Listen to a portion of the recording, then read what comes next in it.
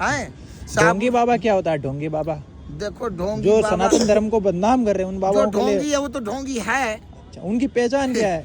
उनकी पहचान वो ढोंग करेगा, हाँ। अपने स्वांग रचेगा, जहाँ तहाँ स्वांग रचेगा। अच्छा। अभी यहाँ दो चार और थे बाबा, हम किसका नाम नहीं तो लेंगे। आप जूना अखाड़े के बाबा है जो ढोंगे बाबाओं के पकड़ के धुलाई भी करते हैं, खूब धोते, जो जूना अखाड़ा को बदनाम करने की कोशिश भी करते हैं उनका। जूना अखाड़े को नहीं, हाँ, सनातन धर्म को।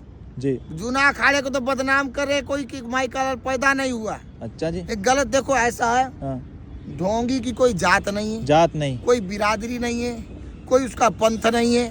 ढोंगी तो ढोंगी है। अच्छा जी। वो कहीं भी हो सकता है, वो जूना अखाड़े में भी कहीं आकर के छुप करके बैठ सकता है। तो आप पहचान लेते हो? दूसरे अखाड़े में सीताराम में भी आके बैठ के छुप के, वो ढोंगी तो ढोंगी है। आप तो पहचान लेते लेकिन हैं? ऐसा नहीं कि जो जूना अखाड़े के महात्मा वो ढोंगी, ऐसा नहीं है। नहीं, महात्मा नहीं है। हमारे सब संत है, महात्मा ढोंगी की बात है। हाँ, ढोंगी की बात है। अपने साधु संत महात्मा जो है वो ढोंगी नहीं है। वो लेकिन जंगलों में ढोंगी की कोई जात नहीं, कोई बिरादरी नहीं, कोई कुछ नहीं, जी। कोई उसका ईमान धर्म भी नहीं। जी। वो कहीं भी कैसे भी, अभी देखो हमारे एक संत का मोबाइल चोरी हो गया। अच्छा।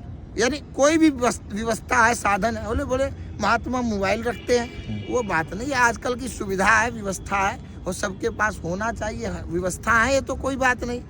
लेकिन अब उनका चोरी हो गया, अब उससे पहले और का चोरी हो गया, अब उससे पहले जो हमारे तंबू में झोली उठा ले गया, महात्मा का पैसा निकाल ले गया, उसके बगल वाले सब झोली का पैसा निकाल ले गया। उसी दिन रात में 2 झोला एक और के चुरा ले गया। तो ऐसा है कि मतलब ये ढोंगी, चोरी, लुटेरे सब घूम रहे हैं जी। ठीक है, इनसे सावधान रहो।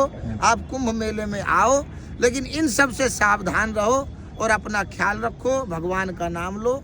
ओम नमो नारायण जी। हर हर। जो वो धमकियां भी देते हैं, गले में वो हड्डियां फेंक लेते हैं नकली, वो लोगों को डराते देखो, हैं। धमकी देने वाला कोई धमकी का देखो, हाँ, वो है तंत्र के अनुसार। कुछ महात्मा हैं हाँ, जो तंत्र विद्या से और आदि विद्या से, अघोर विद्या से करते हैं जी। पूजा पाठ भगवान का, ठीक है।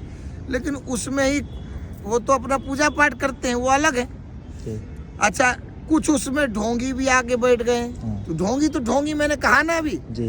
ढोंगी तो ढोंगी है। वो कुछ ढोंगी है, वो स्वांग रस्ते झूठ मूठ की पहन के, कोई नकली पहन लेते हैं, जी। कोई ऐसे लाल लाल लगा लेंगे, इधर उधर लगा, तो वो कई प्रकार है, उसका नहीं कहा जा सकता। जी। बहुत कुछ है जी।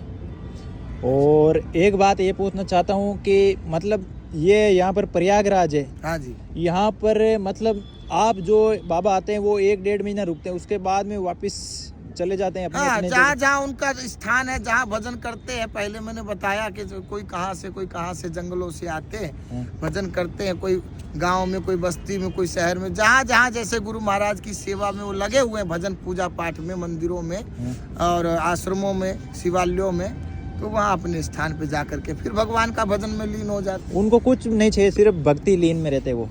देखो, उसमें भी जो क्या कह रहा हूँ मैं, साधु जो अच्छे तरीके से, ईमानदारी से जो भजन में लगे हैं, वो तो हैं। जी। लेकिन उसके साथ में कुछ अंदर, उनके अंदर आके बैठ जाते हैं, वो कुछ पाखंडी भी हो जाते हैं इकट्ठे।